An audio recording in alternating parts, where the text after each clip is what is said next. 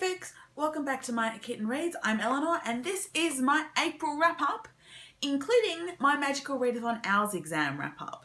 So I'm going to start with that. I was actually successful in my planned OWL exams, even if it didn't go quite to plan. So I didn't quite stick to the TBR, but I did actually manage to finish all my exams.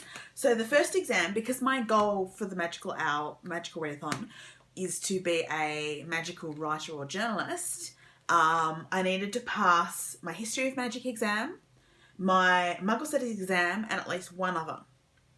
And I also chose to combine that with completing the exams I needed to do the Animagus Transformation Seminar, which are Transfiguration, Arithmancy, and Potions. So, for my History of Magic exam, which was to read a book with a wizard in it, I didn't read the book I intended, but I did read one. In fact, I read Harry Potter and the Cursed Child, the play script. So, mainly because I barely read anything all month until like the second last week of the month. I hadn't really read anything at all except fan fiction. And I just, on a whim, while on holidays, decided to pick this up. And it worked. So I read it. I think I rated it a 3 stars on Goodreads. It's not great. It's the thing that really bugs me is that Harry Potter in this is really unlikable, and even Albus Potter is the son who it's about is very unlikable. Honestly, I mainly liked the Malfoys in this. I mean, I do have a soft spot for Draco Malfoy, but Draco and his son Scorpius were like the redeeming features of this book. Oh, and McGonagall, because McGonagall is always awesome. But yes, so that's Harry Potter and the Cursed Child, parts 1 and 2 by J.K. Rowling, John Tiffany, and Jack Thorne. So that was my History of Magic exam. So for my Muggle Studies exam, I also did not read what I intended to. I'm going to show you 2 books here because for Muggle Studies it was to read a contemporary book, one from the perspective of a Muggle. And because I got a certain pre-order in the mail, I read Check Please Book 1 #hockey and Check Please Book 2 Sticks and Scones, which is the new one and finishes the series. So this is the webcomic that I fell in love with a few years ago about a gay pie baking Southern Georgian ice hockey player and his romantic shenanigans while he's at university with one of his teammates. That's really not a spoiler, really, even if they don't get together until the end of the second book. But anyway, so these are both, of course, set in, a contemporary world. Hockey players, they're graphic novels. They're so adorable and so fun, and this one's got such a beautiful, happy ending. It's like just what I needed. Just what I needed in that I wasn't reading much. The world's in a terrible, terrible place, and what I needed was a good, happy, fluffy, adorable read where everything works out just the way you want it.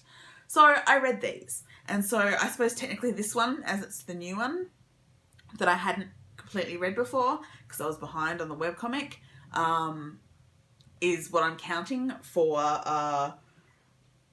my Muggle Studies exam, but they both fit the Muggle Studies exam. It's there from the perspective of a Muggle. So that's Check Please 1 and 2 by, I'm probably going to pronounce this wrong, but Ngozi Uzuaku. The other thing about these 2 is the author is African American and, of course, involve queer characters as protagonists. So they both mean that I have met both my goals for queer protagonists and authors of colour this month. So that's good because I'm not doing particularly well in some of my goals this year. But yeah, so I read those. Then there was my Transfiguration exam. So I picked this as my choice exam for my writer career, but it was also the first one of first exam I needed for the Animagus Transformation Seminar.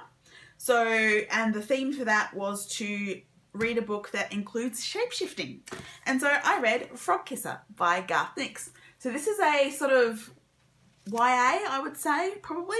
It's a retelling of, kind of a retelling of The Frog Prince. That's what it's based around, in that part of the adventure is to try and turn back a prince from being a frog. But it's done differently because we're actually following Anya, who's the younger princess. So she's not the heir, but her stepfather. So he married her stepmother after her father died, who had married her stepmother after her mother died. It's a whole thing. Anyway, her elder sister's suitors keep disappearing. She's quite fickle. And this particular one gets turned into a frog by the Duke, their stepfather, who is a sorcerer and who Anya suspects it wants to take over the kingdom.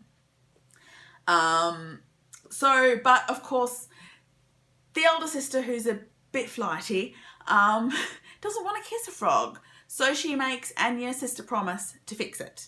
So she has to go on a quest to find the ingredients for a magical lip balm that will help her undo the transformation without actually being in love with said prince.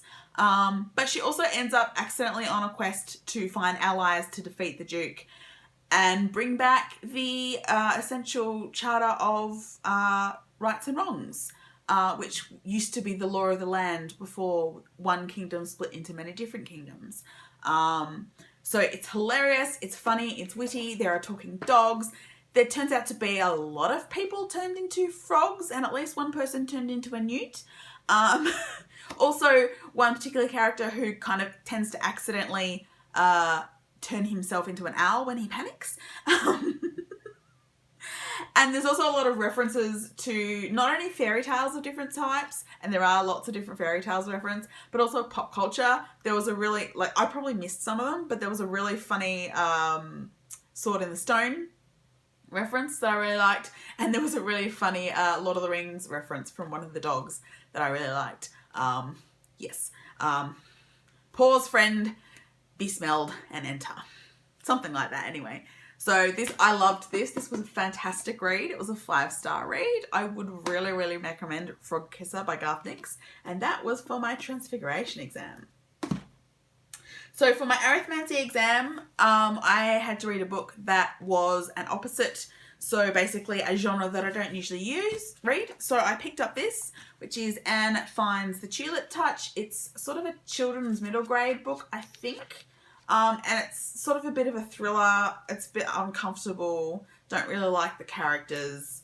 Wasn't really for me, which is probably why it's been sitting on my shelf for a long time. But that was for my arithmancy exam, because I don't usually read a lot of middle grade and I don't usually read a lot of thrillers. So yeah, it made me stressed, which was what sort of puts it in the thriller category for me. So that was for my arithmancy exam. And then for my potions exam, the theme was shrinking solution. I had to read something under 150 pages. So I read volume 7 of Lumberjanes, A Bird's Eye View. It also has queer characters, of course. You know me, I love the Lumberjanes comic. This was really fun. Involved some new characters and a bit of an adventure and lots of cats. Lots of magical cats. I do love a magical cat. So I really enjoyed Lumberjanes, A Bird's Eye View. And then to round off the month, these are not part of my OWL exams, I finished reading Pride and Prejudice via audio, read by Lindsay Duncan, my favourite book. I was actually listening to it while running most of the time. And Lindsay Duncan is a really good audio narrator. She's a really good reader of audiobooks. I thoroughly recommend that particular version of Pride and Prejudice. It's really good. And then I reread Glamour in Glass by Mary Robinette Kowal. This is the second book in the Glamorous History series by Mary, which is a series of sort of Regency romances, a bit like Pride and Prejudice, but with magic. I really like them, but I've only read the first 2 books. So I just finished rereading the first book last month, and I reread this book this month so that I can continue the series, because I think there's still at least 3 more books to go. I think it's a 5-book series. So, and of course that is one of my goals for the year, is to try and finish some series. So I'm hoping to pick up book 3 really soon. One thing I like is that there are apparently references to the Doctor from Doctor Who in every single one of these books. but they're very, very subtle, so you've got to try and find them.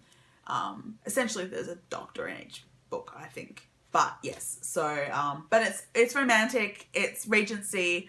This one in particular is set around the lead up to Waterloo, and finishes up with Waterloo. Like, we don't actually go to the Waterloo battle, but it's all about the politics in Europe at the time, as well as being about, you know, a romantic honeymoon for the newly married couple and other sort of shenanigans. It also really deals very well with the idea of miscarriage, and how devastating that can be for both parents. Yeah, I really like the way Mary handles this kind of Regency romance with a sort of modern sensibility, but and a little bit of magic. But it's fun, and I really, really like it, and I'm looking forward to reading the next book. So that is my April wrap-up. I read 8 things. I'm currently on track for my goal for the year. Hopefully I will actually be able to read a little more regularly in May. It's not going well, but anyway, I've just finished an essay, so so hopefully I'll have a bit of time before I need to go deep into my uni studies again. But yes, so that is my April wrap-up. That is my Owls Readathon wrap-up. That means because I was successful in my Owls, it means I can do my Newts. That is going to be interesting because the Newts actually require specific grades, and the higher the grade you need, the more books you have to read in that category. I wonder how many graphic novels I can get away with for my Newts. We'll see. But yeah, let me know if you've read any of those books, what you thought of them down below, or if you've got any questions, let me know in the comments, and I'll see you all again really soon. Bye.